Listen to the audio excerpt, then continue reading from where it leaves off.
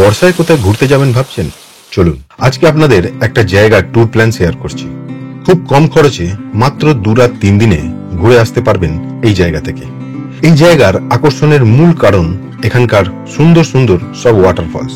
তাই জন্য একে বলা হয় সিটি অফ ওয়াটারফল। শুধু কি ওয়াটারফল না, এখানে আসলে আপনারা দেখতে পাবেন বিভিন্ন ড্যাম আর ছোটনাগপুর মালভূমির ছোট ছোট পাহাড়। আসলে এই জায়গার নাম হলো রাঁচি। 2000 সালে বিহার থেকে ভাগ হয়ে ঝাড়খণ্ড তৈরি হয়, আর সেই থেকেই এই জায়গা ঝাড়খণ্ডের রাজধানী। তাহলে ডিভাইসকে ফুল স্ক্রিন করে নিন, কারণ শুরু করতে চলেছি 2 রাত 3 দিনের রাঁচি ট্যুর প্ল্যান।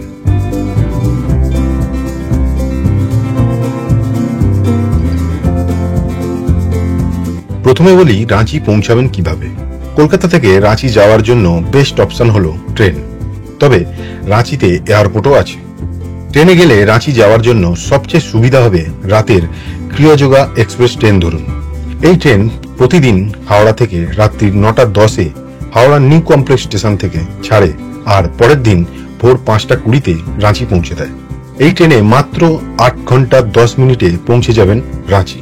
এই ট্রেনে sleeper class, AC 3 economy, AC 3 tier, AC 2 tier, এমনকি এসি ফার্স্ট ক্লাস পর্যন্ত আছে, যার বর্তমান ভাড়াগুলো আমি স্ক্রিনে দিয়ে দিলাম। তবে টিকিট কাটার আগে অবশ্যই ভাড়া কনফার্ম করে টিকিট কাটবেন। এছাড়া আরো অনেক ট্রেন আছে হাওড়া থেকে, যেমন Howrah Ranchi Shatabdi express, Howrah Ranchi intercity express, আর অবশ্যই আছে ভারতীয় রেলের নতুন ট্রেন বন্দে ভারত এক্সপ্রেস। তবে এই ট্রেনগুলোতে গেলে সময়ের কিছুটা অপচয় হতে পারে, কারণ এই ট্রেনগুলোর মধ্যে কোনোটা দুপুরে আবার কোনোটা রাতে রাঁচি পৌঁছাবে। সেক্ষেত্রে সেই দিনটা আপনারা কিছুই ঘুরে দেখতে পারবেন না। সেই জন্য আমার হিসাবে ক্রিয়যোগা এক্সপ্রেসটাই একদম প্রপার ট্রেন। তবে আপনারা কি বলেন সেটা কিন্তু অবশ্যই কমেন্টে লিখে জানাবেন। এবার বলি কোথায় থাকবেন। রাঁচিতে থাকার জন্য স্টেশনের কাছে অনেক ছোট বড় হোটেল পেয়ে যাবেন, তবে একটু ভালো হোটেল নিতে গেলে স্টেশনের কাছে পাবেন না। স্টেশন থেকে শহরের ভেতরের দিকে ঢুকে আসতে হবে। আমি ছিলাম স্টেশন থেকে মাত্র 2 মিনিটের দূরত্বে, আর বুক করেছিলাম ওখানে গিয়েই 2 দিনের জন্য, যার ভাড়া পড়েছিল 1000 টাকা প্রতিদিন। এটা 3 বেডের রুম, তাই ভাড়াটা একটু বেশি। ডবল বেড হলে ভাড়াটা 700 টাকার মধ্যে পেয়ে যাবেন, আর হোটেলে খাওয়া দাওয়ার ব্যবস্থাও ছিল।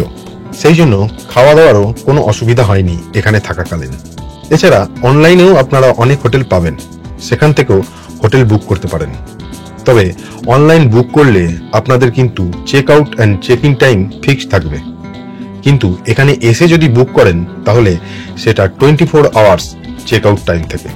মানে আপনি যখন চেক ইন করবেন হোটেলে, ঠিক তখন থেকেই 24 ঘন্টা পর পর্যন্ত আপনার চেক আউট টাইম থাকবে। থাকার ব্যবস্থা তো মোটামুটি ভাবে হলো, এবার ঘুরতে তো হবে, তার জন্য গাড়ি বুক করতে হবে। 3 দিন রাঁচিকে ঘুরে দেখার জন্য আপনারা যে হোটেলে থাকছেন তাদের কাছেও গাড়ি পেয়ে যাবেন, অথবা স্টেশনের কাছেও অনেক গাড়ি পাবেন ঘুরে দেখার জন্য। রাঁচি ঘুরে দেখার জন্য ছোট গাড়ি প্রতিদিনের জন্য ভাড়া পড়তে পারে 2500 থেকে 3000 টাকা মতো, ইনক্লুডিং অল, মানে পার্কিং, টোল ট্যাক্স সব নিয়ে। আর বড় গাড়ি ভাড়া পড়তে পারে 4000 থেকে 4500 টাকা মতো, তবে দাম দর অবশ্যই করবেন। এছাড়া আপনারা রাঁচি ঘোরার জন্য গাড়ির আরেকটা অপশনও পাবেন, সেটা হলো কিলোমিটার হিসাবেও আপনারা রাঁচিকে ঘুরে দেখতে পারেন। যদি কিলোমিটার হিসাবে ঘোরেন তাহলে গাড়ি ভাড়ার জন্য আপনাদের দিতে হবে 800 থেকে 1000 টাকা প্রতিদিন, এবং তারপরে দিতে হবে 10 টাকা প্রতি কিলোমিটার হিসাবে। কিলোমিটার হিসাবে ঘুরলে কিন্তু কোনো রকম পার্কিং বা টোল ট্যাক্স ইনক্লুড হয় না, সেগুলো আপনাদের এক্সট্রা পেমেন্ট করতে হবে। এখানে মনে রাখবেন এই গাড়ি ভাড়া কিন্তু ফিক্সড নয়, সিজন ওয়াইজ আপ ডাউন করে থাকে। তাই যে জায়গাগুলো ঘুরে দেখবেন সেইগুলোর নাম ভালোভাবে ড্রাইভারের সাথে ডিসকাস করে নিয়ে, দাম দর করে নিয়ে তবেই গাড়ি বুক করবেন, নইলে কিন্তু অনেক কিছু বাদ চলে যেতে পারে। এবারে বলি কোথায় কোথায় কি কি ঘুরে দেখবেন রাঁচিতে। যদি ক্রিয়যোগা এক্সপ্রেসে রাঁচি আসেন তাহলে সেই দিনই আপনারা সকাল সকাল হোটেলে চেক ইন করে ফ্রেশ হয়ে ব্রেকফাস্ট করে নিয়ে 10টা থেকে 11টার মধ্যে ঘুরতে বেরিয়ে পড়তে পারবেন। আর অন্য ট্রেনে আসলে পরের দিন আপনাদের ঘুরতে হবে।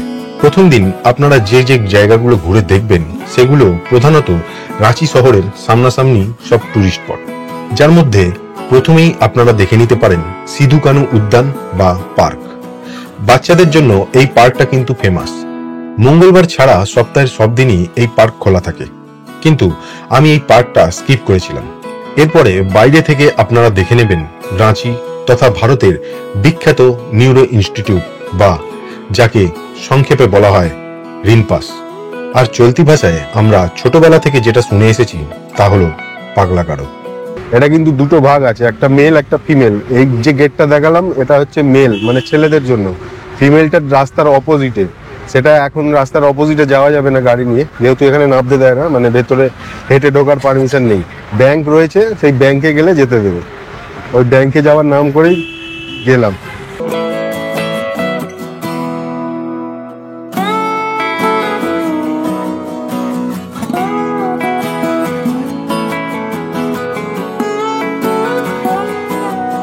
এই জায়গা থেকে সৌন্দর্য শুরু হলো পাত্রাতু ভ্যালির, বাকি আগে তো দেখাবোই, চলুন। হ্যাঁ, আজকের দিনে প্রধান এবং সবচেয়ে সুন্দর টুরিস্ট স্পট হলো পাত্রাতু ভ্যালি। এই ভ্যালিতে যাওয়ার জন্য রাস্তাটা কিন্তু অনেকটাই সুন্দর এবং রাস্তা একদম পরিষ্কার। মেন রাঁচি শহর থেকে পাত্রাতু ভ্যালির দূরত্ব প্রায় 40 কিলোমিটার মতো। এই রাস্তায় গাড়ি করে যাওয়ার সময় এর প্রকৃতিকে দেখে আপনারা মুগ্ধ হবেন অবশ্যই। রাস্তার প্রতিটা বাঁকে এক একটা সুন্দর প্রাকৃতিক দৃশ্য রয়েছে। এই পাত্রাতু ভ্যালি ছোটনাগপুর মালভূমির একটা অংশ। পাত্রাতু ভ্যালির ফেমাস হওয়ার কারণ এর সৌন্দর্য তো আছেই, তবে এই সৌন্দর্যকে আরো বাড়িয়ে দিয়েছে এই ভ্যালির ওপর তৈরি করা জিগজ্যাগ রোড।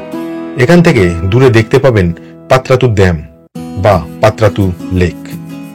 এর পরের স্পটে আমরা ওখানেই যাব। পাত্রাতু লেক বা পাত্রাতুর ড্যাম ঘুরে দেখার জন্য 20 টাকা প্রতিজন টিকিট কেটে প্রবেশ করতে হবে।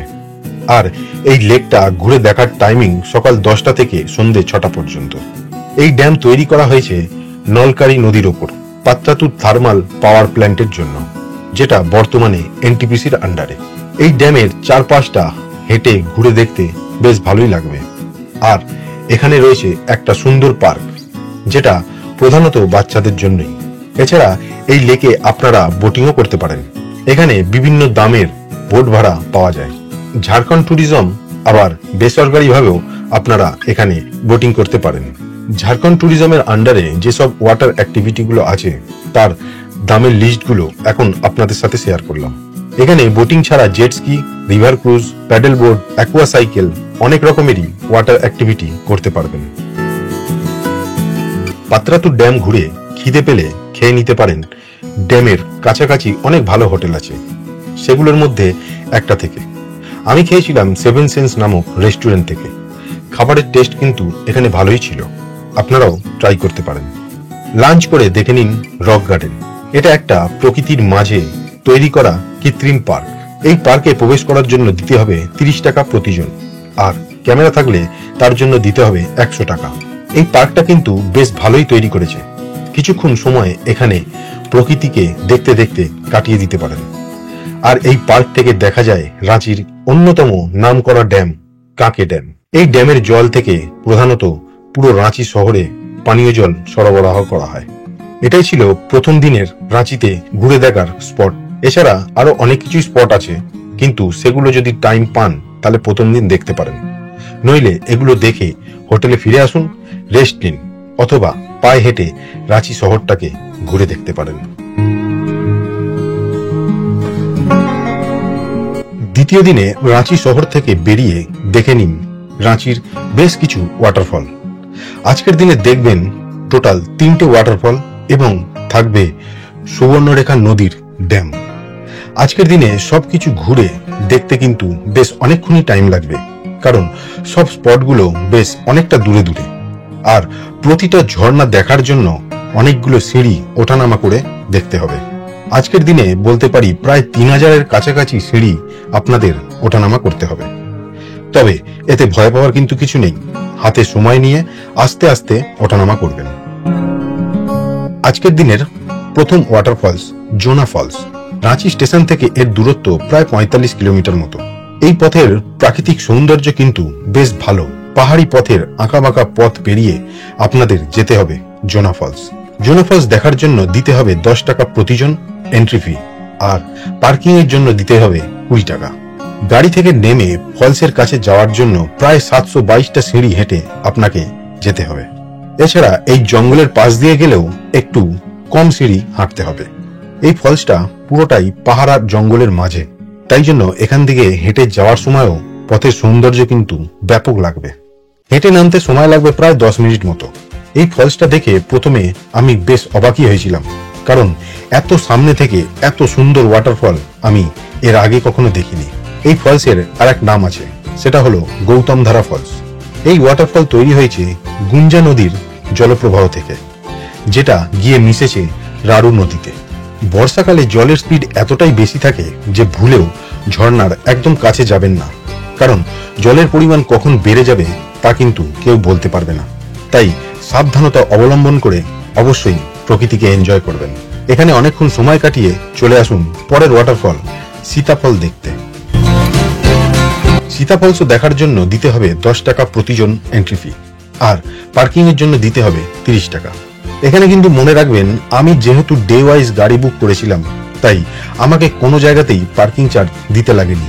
কিন্তু যদি কিলোমিটার ওয়াইজ ঘোরেন তাহলে পার্কিং চার্জ দিতে হবে। এই দেখুন, কথা বলতে বলতে পৌঁছে গেলাম একদম সীতাফলসের সামনে।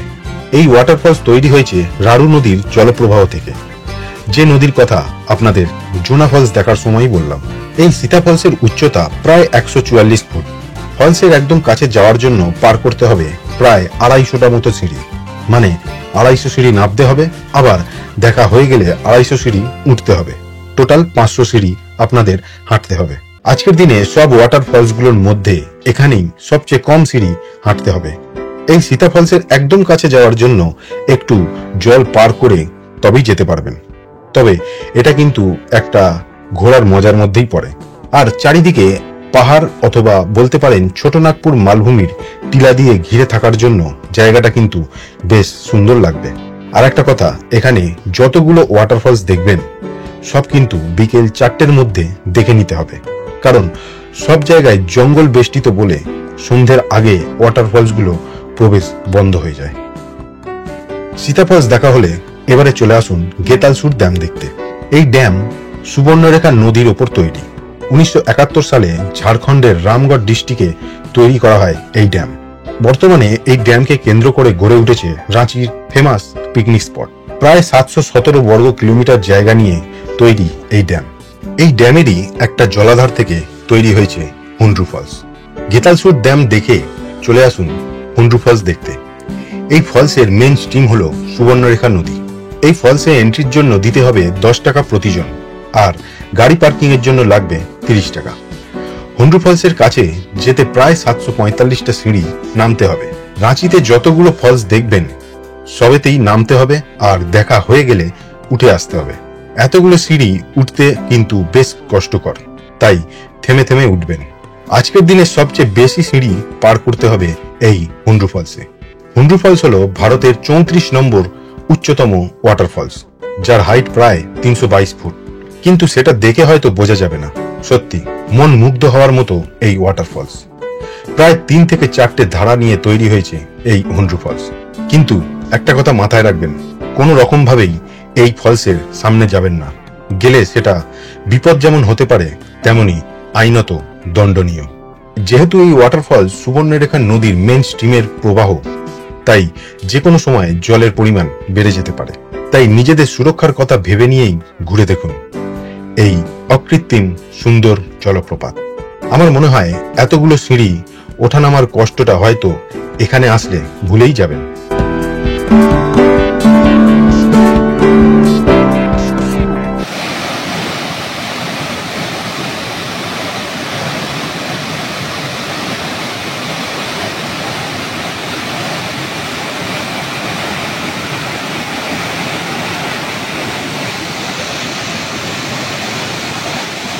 হুন্ড্রু ফলসের সৌন্দর্য ভালো করে উপভোগ করে আস্তে আস্তে ওপরে উঠে আসুন। এবারে আসি দ্বিতীয় দিনের লাঞ্চের বিষয়। আজকের দিনে লাঞ্চ করে নিতে পারেন এই হুন্ড্রু ফলস দেখা হয়ে গেলে। হুন্ড্রু ফলসের কাছে অনেক হোটেল আছে, তবে সব হোটেলই কিন্তু মাঝারি মানের। যেহেতু রাঁচি থেকে অনেকটাই বাইরে, তাই এখানে উন্নত হোটেল পাবেন না। তবে আমি সেদিন ভেজ খাবার খেয়েছিলাম, যার দাম পড়েছিল 80 টাকা মিল। আপনি এখানে যত খুশি খেতে পারেন এই 80 টাকার বিনিময়ে। তবে চিকেনের অপশনও এখানে পাবেন। আর এখানে খেতে হলে হুন্ড্রু ফলস দেখার আগে অর্ডার দিয়ে যাবেন, কারণ খাবার এখানে আগে থেকে তৈরি থাকে না। আপনি অর্ডার দিলে সেই অর্ডার অনুযায়ী এরা খাবার বানিয়ে রাখবে। লাঞ্চ করা হয়ে গেলে চলে আসুন রাজারাপ্পায় বিখ্যাত মা ছিন্নমস্তিকা মন্দির দেখতে। হুন্ড্রু ফলস থেকে প্রায় 38 কিলোমিটার দূরে এই মন্দির। এই মন্দিরকে একটা পীঠ হিসাবে গণ্য করা হয়। মন্দিরের ভেতরে ক্যামেরা অ্যালাউ নয়, তাই ভেতরের কিছু আপনাদের দেখাতে পারলাম না। তবে এটুকু বলবো, মা ছিন্নমস্তিকাকে দেখে শান্তি আপনারা পাবেনই। আরেকটা কথা বলবো, এই মন্দির দেখার জন্য গাড়িতেই জুতো খুলে রাখতে পারেন, কারণ ভেতরে জুতো রাখার কোনো জায়গা ছিল না। মন্দির দেখা হলেই চলে আসতে পারেন মন্দিরের পাশ দিয়ে বয়ে যাওয়া ভৈরব নদী দেখতে। এখানেই ভৈরব নদী গিয়ে মিশেছে দামোদর নদীর সাথে। আজকের দিনে এটাই হলো শেষ স্পট। তারপর হোটেলে ফিরে আসুন, রেস্ট নিন, কারণ পরের দিনও বেরোতে হবে আবার রাঁচিকে ঘুরে দেখতে। তৃতীয় দিন, অথবা বলতে পারেন রাঁচি ঘোরার শেষ দিন। আজকে রাঁচিতে মেন শহরকে কেন্দ্র করেই ঘুরে দেখবেন বেশ কিছু জায়গা। তবে আজকে বিশেষ তাড়াহুড়ো করার কিছু নেই। আরামে ফ্রেশ হয়ে হোটেল চেক আউট করে বেরিয়ে পড়ুন 10টা নাগাদ, কারণ আজকে ঘুরে নিয়েই রাতে সেই ক্রিয়যোগা এক্সপ্রেস ট্রেন ধরে বাড়ি ফিরতে পারেন। চলুন দেখে নিন আজকের দিনে আপনারা কি কি ঘুরে দেখবেন। তবে তার আগে একটা রিকোয়েস্ট, এতক্ষণ যারা ভিডিওটা দেখলেন প্লিজ লাইক করে দেবেন, আর নতুন যারা দেখছেন সাবস্ক্রাইব করে সঙ্গে থাকবেন। আজকের দিনে প্রথমেই আপনারা দেখে নেবেন রাঁচি লেক। তবে এই লেকটা বাইরে থেকেই দেখতে হবে। লেকের মাঝে যাওয়ার রাস্তা থাকলেও সেটা এখনো ওপেন হয়নি, আর লেক কিন্তু আমার অপরিষ্কারই লাগলো। এরপরে চলে আসুন পাহাড়ি মন্দির দেখতে। এটা মহাদেবের মন্দির, আর পাহাড়ের উপরে হওয়ার জন্যই এর নাম পাহাড়ি মন্দির। মন্দিরে যাওয়ার জন্য এখানেও প্রায় 450 সিঁড়ি উঠতে হবে। তবে এই মন্দিরে যাওয়ার রাস্তাটা পুরোটাই শেড দিয়ে ঢাকা। বাইরে থেকে মন্দিরটা আপনাদের দেখিয়ে দিলাম। আর এখানে মহাদেবের মন্দির ছাড়াও রয়েছে বৈষ্ণোদেবী মন্দির, বজরংবলীর মন্দির এবং নাগ দেবতার মন্দির। এছাড়াও এখানে আসলে আপনারা রাঁচি শহরটাকে ওপর থেকে খুব ভালোভাবেই দেখতে পাবেন। এর পরের স্পট জগন্নাথ মন্দির। তবে তার আগে রাস্তায় যেতে যেতে দেখে নিতে পারেন ভারতীয় ক্রিকেটের পূর্ব ক্যাপ্টেন ধোনির বাড়ি। এখানের জগন্নাথ মন্দির একদম পুরীর জগন্নাথ মন্দিরের মতোই, তবে এই মন্দিরের উচ্চতা পুরীর মন্দিরের থেকে একটু কম। এখানেও মহাপ্রসাদের ব্যবস্থা আছে, তবে সেটা দেওয়া হয় দুপুর 12টার পর থেকে। এই মন্দির থেকে দূরে দেখতে পাবেন রাঁচির ক্রিকেট স্টেডিয়াম। এই মন্দিরের ভেতরে ক্যামেরা অ্যালাউ নয়, তবে ফোনের ক্যামেরা ইউজ করে আপনারা ফটো তুলতে পারেন। এখন যে ভিডিওটা দেখছেন সেটা আমার মোবাইল থেকেই তোলা। এর পরের গন্তব্য হলো ধুরবা ড্যাম। ধুরবা ড্যাম যাওয়ার সময় পথে আরেকবার কাছ থেকে দেখে নিন রাঁচির ক্রিকেট স্টেডিয়াম। তবে স্টেডিয়ামের সামনে গাড়ির দাঁড় করানোর নিয়ম নেই, তাই গাড়ির মধ্যে থেকেই আপনাদের দেখতে হবে। ধুরবা ড্যাম পৌঁছালে আপনারা পাবেন এক অসাধারণ সিনিক বিউটি, আর বর্ষাকালে আকাশে মেঘ থাকার জন্য দেখতে আরো ভালোই লাগছিল। এই ড্যাম তৈরি হয়েছে 1960 সালে ধুরবা নদীর ওপর। এই ড্যাম তৈরির প্রধান উদ্দেশ্য ছিল চাষ করার, তবে বর্তমানে এই ড্যামের জল পুরো রাঁচির শহরের পানীয় জল হিসাবে ব্যবহার করা হয়। ধুরবা ড্যাম দেখে চলে আসুন রাঁচির সবচেয়ে বিখ্যাত এবং সবচেয়ে সুন্দর এই ট্যুরের 4 নম্বর ওয়াটারফলস দশম ফলস দেখতে। কাঞ্চি নদীর জলের প্রবাহে তৈরি হয়েছে এই সুন্দর দশম ফলস। এই ফলস দেখার জন্য কোনো এন্ট্রি ফি লাগে না, তবে কার পার্কিং লাগে। দশম ফলস দেখার জন্য 3টে স্টেপ আছে, বা বলতে পারেন 3টে ভিউ পয়েন্ট থেকে ধাপে ধাপে আপনারা দশম ফলসকে দেখে নিতে পারবেন, অথবা ফলসের একদম কাছে গেলেও দেখতে পারবেন। ফলসের কাছে যাওয়ার জন্য বেশ কয়েকটা সিঁড়ি দিয়ে নেমে আপনাদের নিচে যেতে হবে। তবে এখানে সিঁড়ির সংখ্যা আগের ওয়াটারফলস গুলোর থেকে অনেকটাই কম, প্রায় 200টা মতো সিঁড়ি অতিক্রম করতে হবে। প্রতিটা ভিউ পয়েন্ট থেকে আপনারা ফলসটাকে আলাদা আলাদা রূপে দেখতে পাবেন। বর্ষায় কাঞ্চি নদীর জলের পরিমাণ এতটাই বেশি ছিল যে জল পড়ে সেটা ধোঁয়ার মতো আকার নিয়েছে। এখানে কিন্তু স্নান করার কোনো নিয়ম নেই, তবে কিছু লোকাল লোককে এখানে স্নান করতে দেখলাম। এই দশম ফলে আসলে সময় যে কিভাবে কেটে যাবে বুঝতেই পারবেন না। এখানে বেশ কিছুক্ষণ সময় কাটিয়ে বেরিয়ে পড়ুন পরের গন্তব্যের জন্য।